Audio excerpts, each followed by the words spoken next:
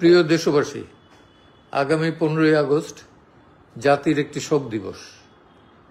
আপনারা যে যেখানে থাকেন, সেদিন শুক্রবার সেহেতু অন্তত কালো জামা না হলেও কালো একটা ব্যাজ ধারণ করেন। আগামী 15 আগস্ট বঙ্গবন্ধু শেখ মুজিবুর রহমান সহ তার পরিবারের সদস্যদের নিহত হওয়ার ঘটনায় দেশবাসীকে শোক দিবস পালন ও দোয়া করার আহ্বান জানানো হয়েছে। গতকাল রোববার 10 আগস্ট রাতে সুপ্রিম কোর্টের জ্যেষ্ঠ আইনজীবী, মানবাধিকার কর্মী ও মঞ্চ ৭১ এর অন্যতম সমন্বয়কারী জেড.আই খান পান্না এই আহ্বান জানান। লাইভে তিনি তার বক্তব্যে বলেছেন, প্রিয় দেশবাসী, আগামী 15 আগস্ট জাতির একটি শোক দিবস। আপনারা যে যেখানে থাকেন, সেদিন শুক্রবার সেহেতু অন্তত কালো জামা না হলেও কালো ব্যাজ ধারণ করবেন এবং বঙ্গবন্ধু এবং তার পরিবারের যে ১৬ জন এবং ২ জন বাইরের বোধ হয়, একজন কর্নেল জামিল এবং একজন বরিশালের রিন্টু। তো আপনারা তাদের জন্য দোয়া করবেন আল্লাহর কাছে।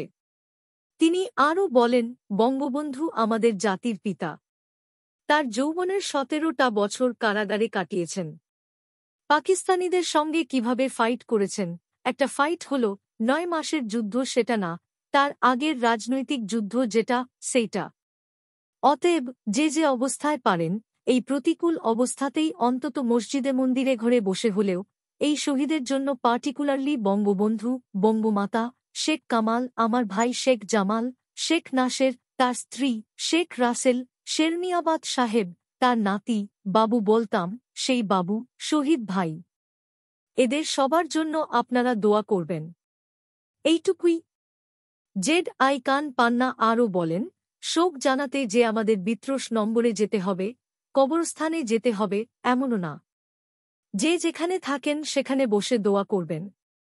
অন্তরে যদি ভালোবাসা থাকে, তবে সেই ভালোবাসা তো কেউ নিতে পারবে না। সেই অন্তরের শ্রদ্ধা যদি থাকে, সেই শ্রদ্ধা অবশ্যই যারা ভালোবাসে, যারা মনে করেন জয় বাংলা জাতীয় স্লোগান, যারা মনে করেন বঙ্গবন্ধু জাতির পিতা, অবশ্যই তারা জেনে হাত তুলে, শুধু ওই দিন না, সব সময়। নামাজ তো আমরা পড়ি, সেই নামাজের ভেতরে একটু না হয় একটা লাইন বাড়িয়ে নিলাম, এই আর কি আপনাদের প্রতি আবেদন। মঞ্চ ৭১ থেকে আমি জেআই খান পান্না এই আহ্বান জানাচ্ছি। Immigration to Canada. We provide the best quality service and solution for Canada immigration. Please visit our website and contact for details.